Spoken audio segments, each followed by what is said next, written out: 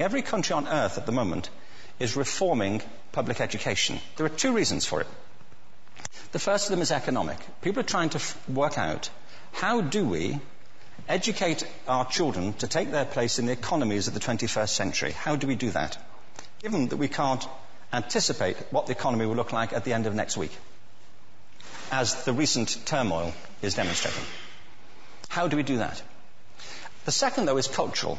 Every country on earth is trying to figure out, how do we educate our children so they have a sense of cultural identity and so that we can pass on the cultural genes of our communities while being part of the process of globalization. How do we square that circle?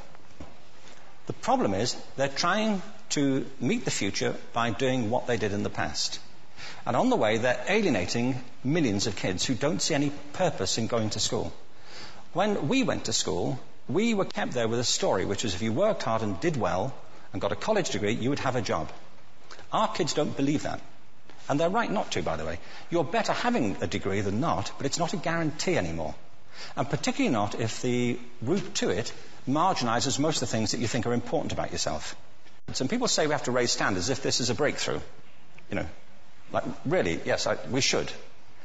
Why would you lower them? You know, I mean, I haven't come across an argument that persuades me of lowering them.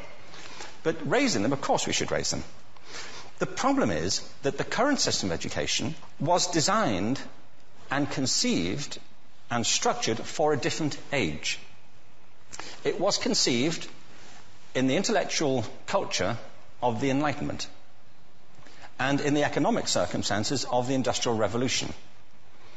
Before the middle of the 19th century, there were no systems of public education. Not really. I mean, you could get educated by Jesuits, you know, if you had the money. But public education, paid for from taxation, compulsory to everybody and free at the point of delivery, that was a revolutionary idea. And many people objected to it. They said it's not possible for many street kids, working class children, to benefit from public education. They're incapable of learning to read and write, and why are we spending time on this? So there's also built into it a whole series of assumptions about social structure and capacity. It was driven by an economic imperative of the time, but running right through it was an intellectual model of the mind. But the model we have is this. I believe we have a system of education that is modelled on the interests of industrialism and in the image of it. I'll give you a couple of examples.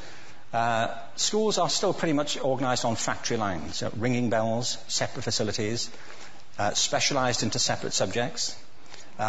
We still educate children by batches. You know, we put them through the system by age group. Why do we do that? You know, why is there this assumption that the most important thing kids have in common is how old they are?